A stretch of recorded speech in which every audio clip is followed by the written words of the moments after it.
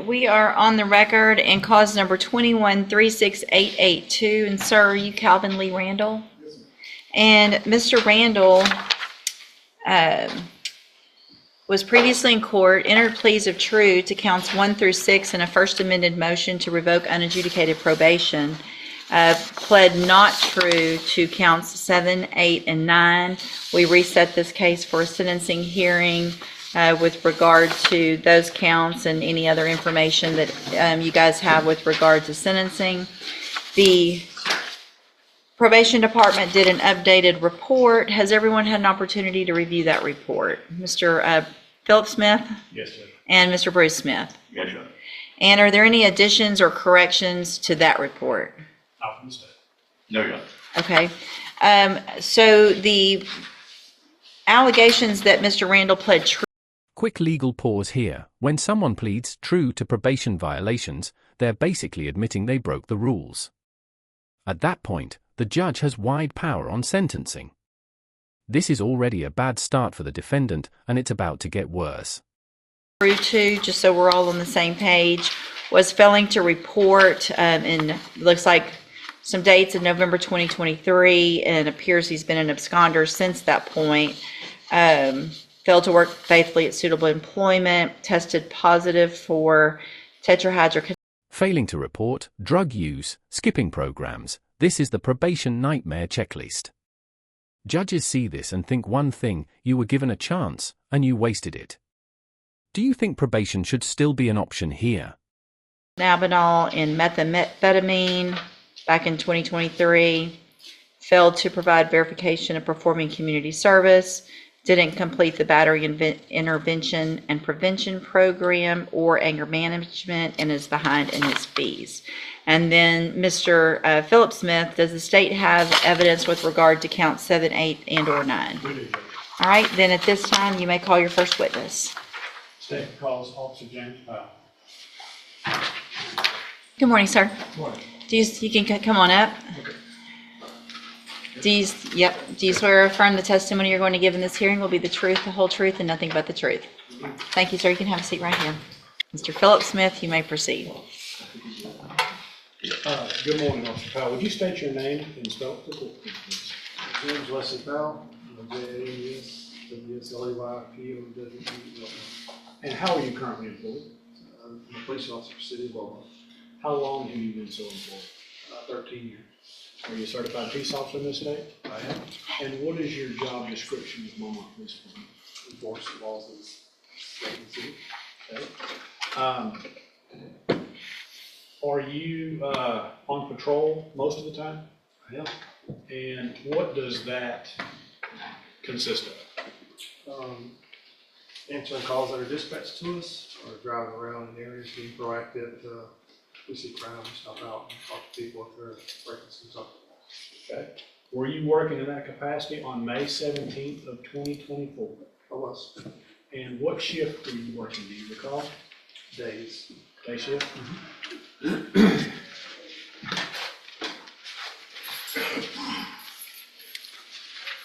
At approximately 11:48 in the morning, did you receive a dispatch?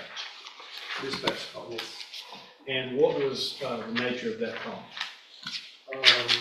Black male. This dispatch call is huge. Active chase with a handgun instantly raises this from a routine violation to a public safety threat. That changes how a judge views everything that follows. Chasing another black male to the store with a silver handgun. Concord, I think, Okay. Was it 3145 Concord to S&S Grocery? S&S Grocery, yes, sir. Okay. What did you do, what, if anything, did you do as a result of that dispatch? I turned my lights on early. I was trying to get through traffic because it's an active call. Someone actively chasing someone with a weapon. We try to get there a little sooner to prevent another crime. So we try to get there and break up whatever. So you actually put your lights on and are going to get there as fast as possible? I am. Did you observe or notice anything when you got to S&S Grocery? I did. Dispatch had already put out a description of the vehicle and the suspect. As I'm approaching the parking lot, I can see the vehicle driving through the parking lot, coming south in the parking lot. Let me back up just a second. That location, S&S Grocery at 3145 Concord, is that in Beaumont and in Jefferson County, Texas? It is. You were given the description of the vehicle before you arrived. That's correct. When you arrived, you saw that vehicle. I did. And did you attempt to stop that vehicle in the parking lot of S&S Grocery? I did. Did that vehicle stop? No, sir. And you were in a marked police vehicle, black and white, with lights, red and blue lights. Yes, sir. What did you do? I pulled in the parking lot, the vehicle pulled around to enter Concord. When they stopped at the corner of Concord, I pulled in behind the vehicle. He looked at me in the mirror, and off he went. Okay. Did you follow him? I did. And how far did he go? Where did he go? How was his driving? He took off at a high rate of speed. I notified dispatch that the suspect was fleeing from me. We went north, maybe a couple blocks, or I'm not certain the distance. We turned on Redwood, continued down Redwood where he. Vehicle chase, crash, then a foot pursuit? From a legal standpoint, every single decision the defendant makes here stacks consequences higher and higher. At this point, the courtroom tension is unavoidable. He spun out, went to a ditch. I jumped out of my car. I'm telling him to stop, stop, stop. He's coming at me, so I jump in my car. I'm backing as he's coming along the side of me. It takes me a second to turn around, and I see which driveway he goes in. I go back to that driveway, and I can see him wrecked out into a garage. The vehicle's jammed deep into a garage. Now, this garage, is it detached or attached to the house? It's detached. It's a little deeper into the property, so the house is kind of up front, and the garage is in the back. Okay. And was there a vehicle that the defendant wasn't driving already parked in that garage? Two of them. And was there a lot of structural damage from him crashing into the garage? There was. Was his vehicle pretty much as deep into that garage as it could go? Yes, sir. Was he in the vehicle, the driver in the vehicle, when you got there? I could not determine that, so I stopped short and got out of my car and just looked for him. I didn't want to approach a vehicle where a potential weapon was involved. Because it's in a garage, it could be dark, a lot of cover for him, none for you, for safety concerns. What did you observe next? I see the suspect running behind the garage. He's running into a neighboring yard to the left of where the crash site was.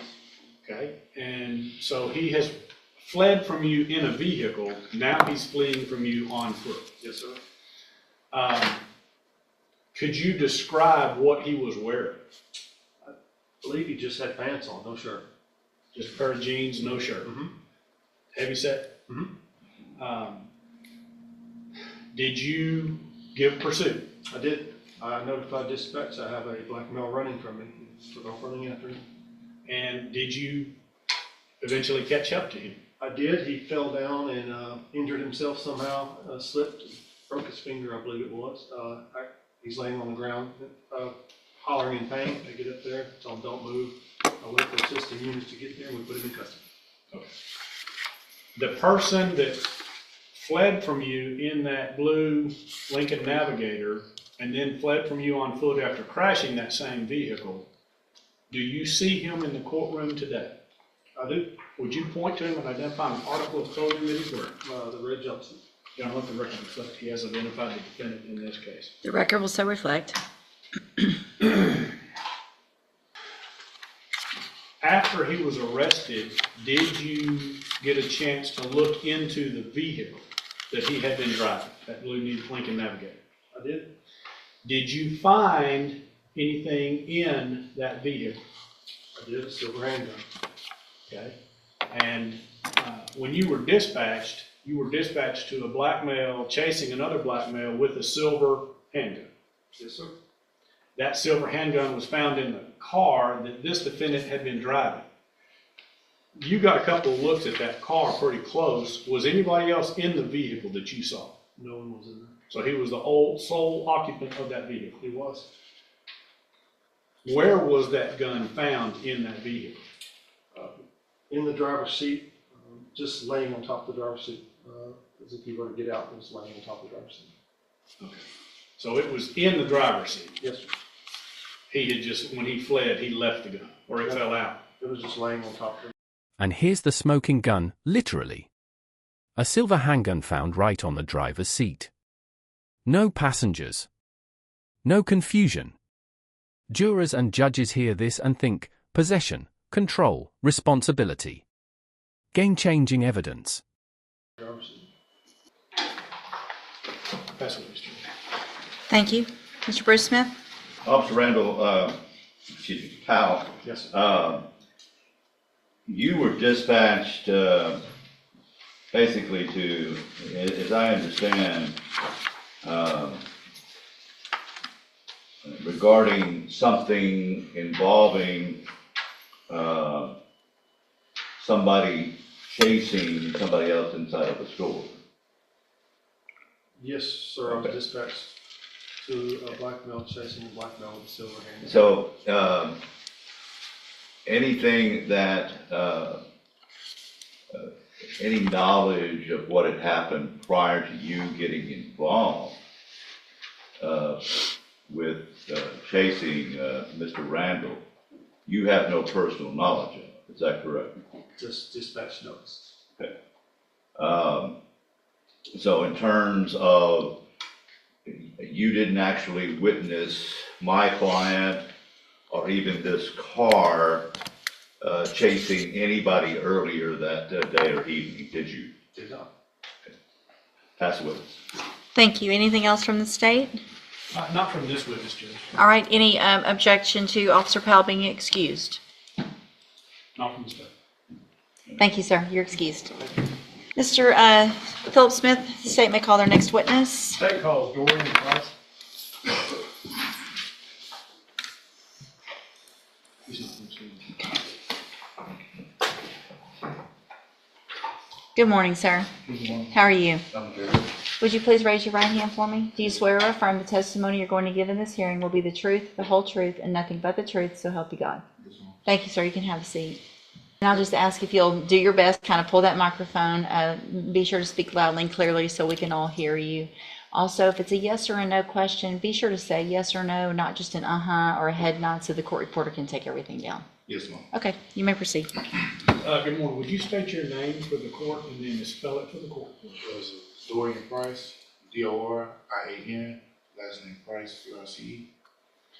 And Dorian, you understand why we're here today, right? Yes, sir. Turning your attention to May 17th of last year, were you at the S&S grocery on Concord Yes, sir. a little bit before noon? Yes, sir. What were you doing I had just received a call from my boss man. I was driving a tow truck and I was sitting in the parking lot putting the address in for my next call when I witnessed a guy chasing another guy with a gun. there? Okay, would you describe for the court, describe the man who had the gun. What did he look like? Black male, he had braids, and he was driving a blue and purple Lincoln Navigator. Kind of a dark color, Yes, blue, Lincoln Navigator. Yes, sir. What did the gun itself look like? If I'm not mistaken, it was black and chrome, if I'm not mistaken. Okay. Yes, sir. And what was the man who was driving the Navigator, what was he wearing? I don't recall from the clothing at the time. Okay. Do you remember if he had a shirt on at all? If I'm not mistaken, I believe he didn't have a shirt on at the time. Didn't have a shirt, just had Yes, on sir. jeans? Yes, sir. Okay. Did he, what was he doing with that gun? Chasing the guy pointing at the guy at the store. Okay. Chasing And the him guy to he the was store. chasing, what was he wearing? Do you remember? No, sir, I don't remember. No, sir. Okay.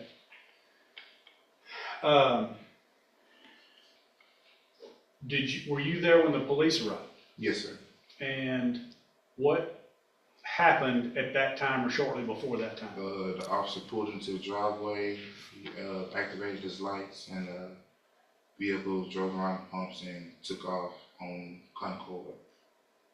Had the man who was driving that Navigator, had he stopped chasing the other man with the braids and got in his vehicle? Yes, sir. And then when the police arrived, he was in the vehicle already? Yes, sir. And when the police got there with their lights on, he didn't stop, he kept going? He just shot out the parking lot and kept on. Did he fire the gun at the man? No, sir. But he brandished it, you could see the gun. Yes, sir. Was the other man running from the man with the gun? Yes, sir. What did the man running from him do? Did he go into the grocery store? He went into the, I think it was the barber shop next door. He ran in there. Okay. And for the judge, you've got the grocery store kind of on one end, and then you've got a couple of other businesses there, right? Yes, sir. And there's a barber shop. Yes, sir. Now, did the man in the Navigator, did he kind of drive around that parking lot kind of chasing him, or did you Yes, see sir. him just out of the vehicle? He drove around for a minute, then, if I'm not mistaken, he had parked in front of the store for a second and started chasing. Okay. Yes, sir. And this didn't look to you, did you know either one of these people? No, sir. Did it look to you like this was some kind of a game or play acting?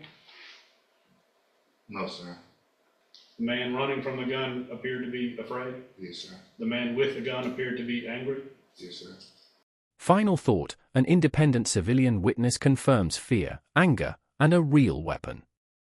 That's credibility you can't ignore. If you were the judge, would probation still be on the table, or is prison inevitable?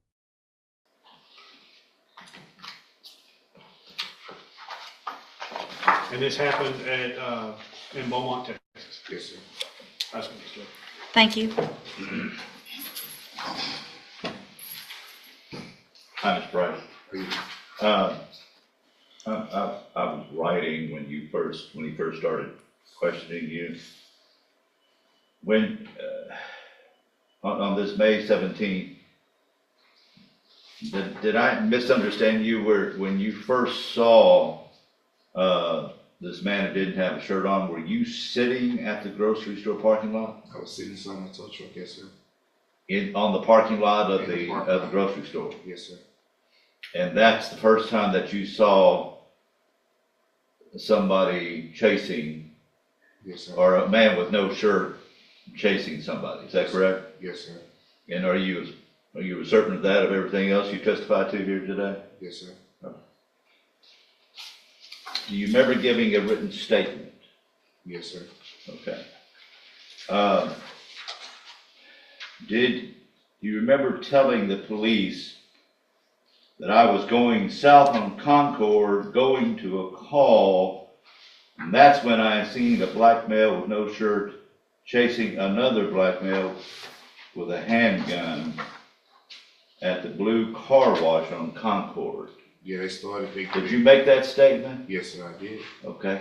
Do you agree that that statement is totally inconsistent with your testimony that you just gave when you just told the judge that the first time you saw that man, you were sitting in your truck in the parking lot at the grocery store? It was the first time, yes, sir.